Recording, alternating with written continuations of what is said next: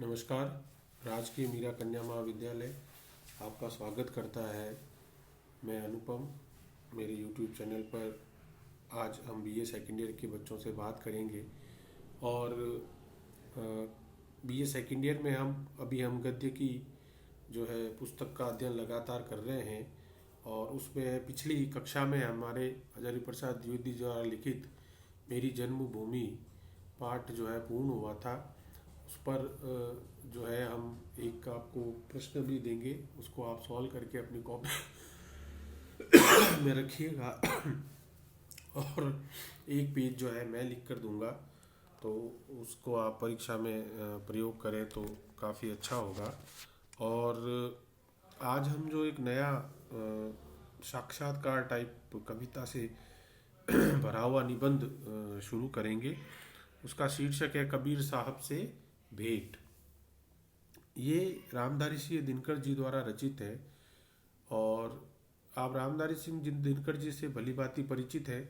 पिछले वर्ष ही आप पढ़कर आए हैं उनकी कविता।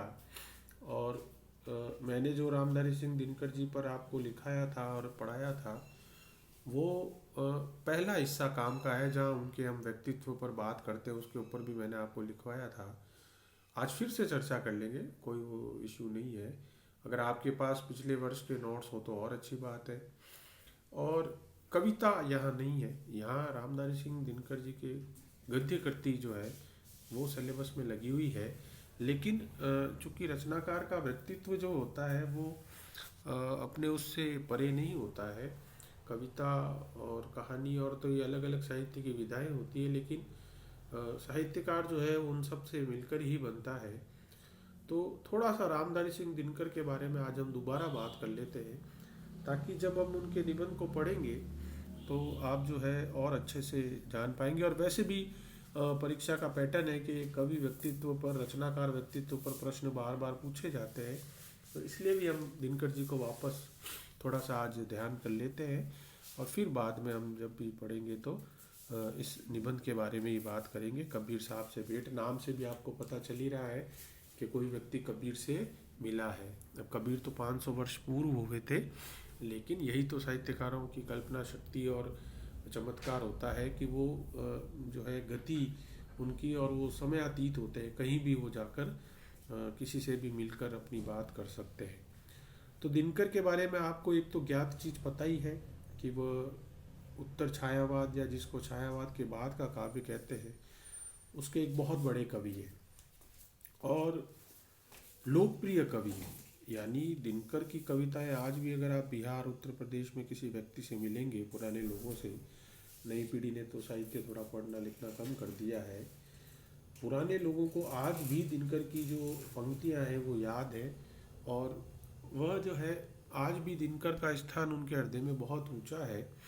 तो मूलतः ये छायावाद के बाद की जो काव्य धारा है उसके बहुत बड़े कवि हैं और वह काव्य धारा उनकी सांस्कृतिक राष्ट्रवाद की काव्य धारा थी, जहाँ राष्ट्र और संस्कृति दोनों साथ चलती है।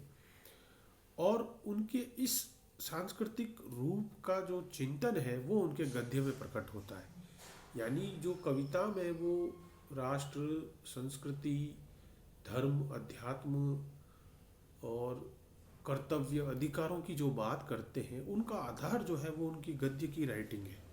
यानी उनकी एक बहुत प्रसिद्ध रचना है संस्कृति के 4 अध्याय, बहुत चर्चित, बहुत लोकप्रिय पुस्तक है।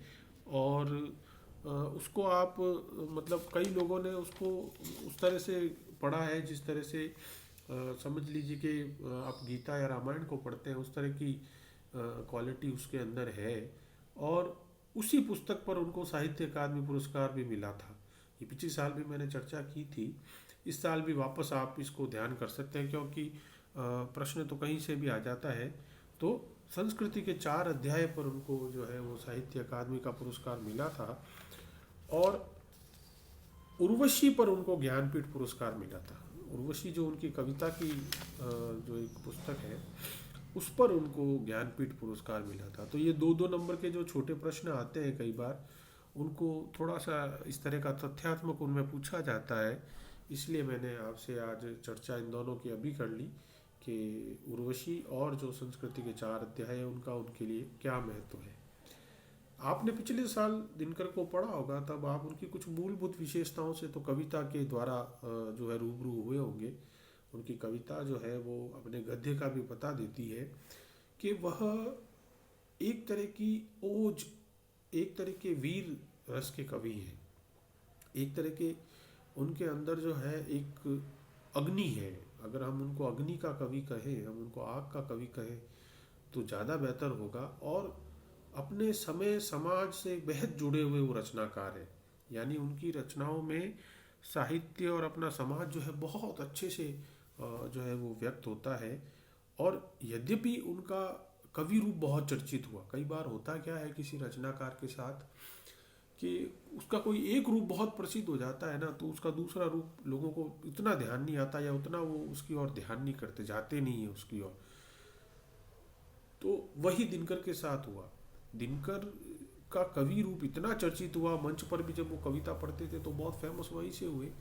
तो फिर उनका गद्य रचना जो है, उनका निबंधकार स्वरूप जो है वो छुप गया, उस पर लोगों का ध्यान नहीं गया। जबकि उनकी निबंधों की भी कई प्रसिद्ध पुस्तकें हैं।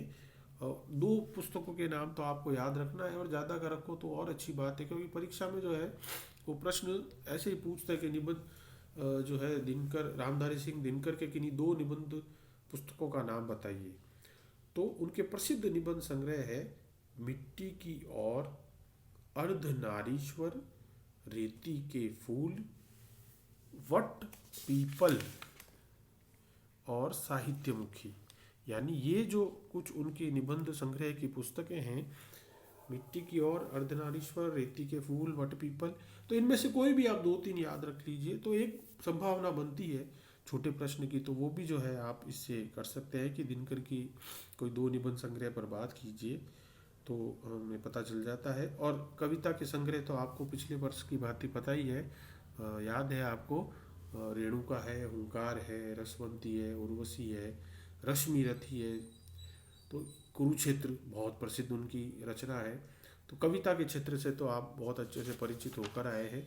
अब जो एक आप दूसरों से कैसे अलग होंगे, आप स्वयं पाठी विद्यार्थियों से कैसे अलग हो सकते हैं कि आपको पता है कि जो है, जो आप को उनकी कविता के बारे में पता है और आपको उनके गद्य को जो है वह अगर आप इस साल गद्य की जब बात करें तो अगर आप उनको जो है जोड़ देते हैं उनकी पिछले साल की कविता से आज के गद्यकार को, तो आपकी पुस्तक जो है वो, आपकी कॉपी जो है वो दूसरों से अलग हो जाएगी।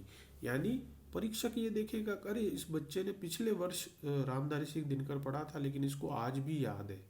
इसीलिए मैं अक्सर कहता हूँ कि हमें अपनी पुस्तकें, अगर आपके पास फर्स्ट ईयर की पढ़ी हो तो बहुत अच्छी बात है, पुस्तकें कभी नहीं बेचनी चाहिए। पुस्तकों को हमेशा अपने घर पे रखना चाहिए। ये नहीं कि मैंने फर्स्ट ईयर कर ली, सेकेंड ईयर कर ली तो कबाड़ी वाले को बुलाया और दे दी। जीवन में कौन सी पुस्तक कब काम आ जाती है हमें नहीं पता। मुझे 9वीं कक्षा पास हुए लगभग 27 साल हो गए होंगे, और 10वीं 11वीं किए हुए भी 25 साल हुए होंगे। आपको आश्चर्य होगा कि कई बार वो 11वीं 12वीं की उस समय जो हमारे यहाँ चलती थी पुस्तक, वो मेरे काम आ जाती है बजाय आज के, क्योंकि वो बहुत अच्छी होती है। जितनी पुरानी चीज़ होती है आपको पता है ना, वो बहुत मनोयोग से बहुत अच्छे से लिखी हुई है। तो 10-15 साल बाद भी अगर मान लो आप कभी शिक्षण में आते हैं या नौकरी कुछ इस तरह की करते हैं तो आपको दिनकर के ऊपर कुछ पढ़ना होगा, तो ये जो पुस्तक है ये बहुत काम आएगी। खैर विषयांतर हो गया मेरा।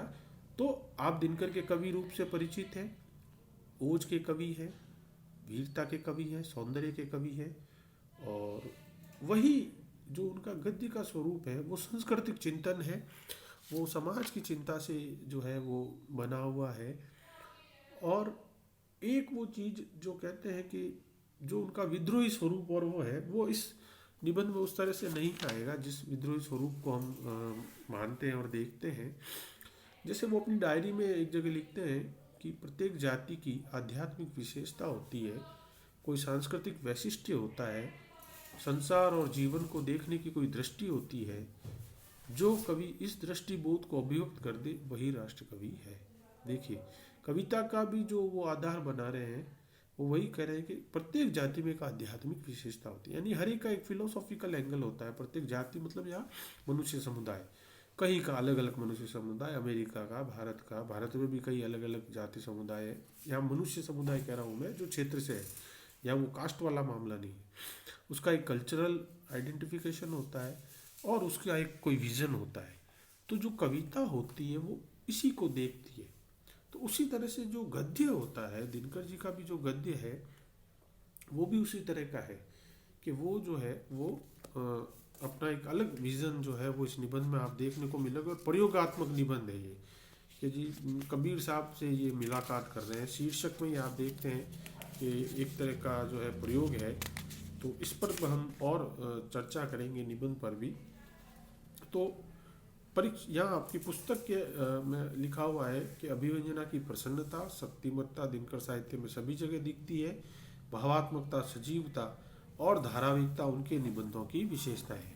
अब परीक्षा में बड़ा क्वेश्चन क्या आ जाता है कि दिनकर के निबंधों की विशेषताएं लिखिए। तो उत्तर उसका आपकी पुस्तक में दिया हुआ है, हमने पुस्तक को नहीं देखा। भावात्मकता, अनौपचारिकता, सजीवता और धारावाहिकता उनके निबंधों की विशेषता है। ये 5 विशेषताएं निकल के आ गई। निबंध पढ़िए, उसमें ढूंढिए कि ये कहाँ का विशेषताएं आपको दिख रही है, उसका उदाहरण 1-2 लीजिए, हो गया उत्तर तैयार। तो इसी तरह से जो है वो बात होती है उसके ऊपर। तो यही दिनकर के बारे में भी है। और बाकी सब जानकारी आपको पता ही है कि वो बिहार के रहने वाले थे, मुंगेर ज़िले से वो थे और काफ़ी विभिन्न पदों पर वो रहे। भारत सरकार का पद्म भूषण भी उनको मिला था। और आपको पता हो तो अभी कुछ वर्षों पूर्व उनके ऊपर डाक टिकट भी जारी हुआ था। मतलब ये बहुत सारी चीज़ें हैं, बहुत सारी समितियों में वो रहे, वाइस चांसलर भी जो है वो रहे थे। तो ये तमाम चीज़ें हमें थोड़ा बहुत पता होनी चाहिए। और निबंध के अलावा उन्होंने आलोचना, यात्रा वृत्तांत, संस्मरण ये भी लिखे हैं, गद्य गीत भी लिखे हैं। तो ये तमाम चीज़ें जो है हमको उनके बारे में पता होनी चाहिए। तो आज हमने दिनकर के बारे में एक वापस क्विक जो है रिप्ले देखा और पता किया। और अब हम जब पढ़ेंगे तो हम निबंध को पढ़ेंगे। तो तब तक के लिए बहुत बहुत धन्यवाद।